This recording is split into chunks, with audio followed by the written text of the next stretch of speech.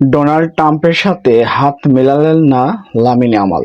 দেখুন, মুসলমানদের এরকম ইগো থাকার প্রয়োজন আছে। এরকম বিশ্ব মঞ্চে বিশ্ব নেতাদেরকে কিছুটা অপমান করারও প্রয়োজন আছে, যারা কিনা মজলুম মানুষের পাশে থাকে না, মজলুম মানুষকে যারা অত্যাচার করে তাদেরকে কিছু বলে না। লামিন ইয়ামাল একটা সঠিক জবাব দিলেন। আপনি যদি খেয়াল করে দেখেন, লিওনেল মেসির সাথে অনেক কিছু বলছেন আমেরিকার ওই ডোনাল্ড ট্রাম্প, তিনি কিছু বলার চেষ্টা করছেন, মেসিও তাকে কিছু বলল।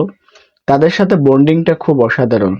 কিন্তু লামিন ইয়ামাল এর আগে তিনি ফিলিস্তিনের পতাকা উড়িয়েছেন, বেশ এনজয় করেছে বাংলাদেশের দর্শকরা যে স্পেন এবারের ট্রফিটা নিয়েছে। বাংলাদেশ মারাত্মক রকমের একটা শব্দ দূষণের ভূমিকম্প থেকে বেঁচে গিয়েছে।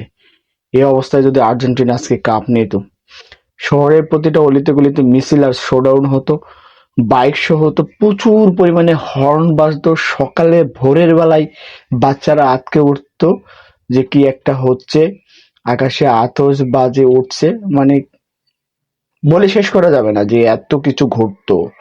সেই জায়গায় দাঁড়িয়ে স্পেন যথেষ্ট ভদ্রতা দেখিয়েছে, তারা বিশ্বকাপ জয়লাভ করে তাদের গোলকিপার গোল্ডেন গ্লাভস জিতলো। এই যে আমি যদি একটু দেখাই, কেরম করে দেখাবো আপনাদেরকে, এই যে এরকম এরকম করে দেখিয়েছিল, ওই যে গোল্ডেন গ্লাভস এমিলিয়ানো মার্টিনেস। অসভ্যর ওই জাতীয় অসভ্যগিরি করেছিল এমিলিয়ানো মার্টিনেস গোল্ডেন গ্লাভস জিতে।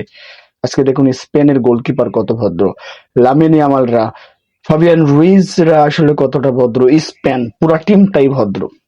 অসাধারণ। স্পেনের এই জয় স্বস্তি ফিরেছে অন্তত বাংলাদেশেও।